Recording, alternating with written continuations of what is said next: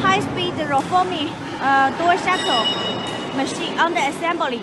This is in our workshop. I will show you. This is the forming steps. Forming steps. This area is for foaming.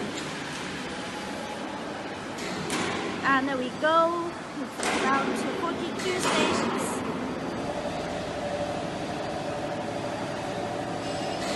It's about 42 stations. Okay? And this is the belt for transferring to the hydraulic pump. Cutting. Cut to length.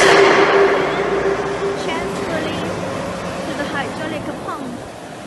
This is exactly same as what we made for our Argentina customer. This is the whole production line for your reference.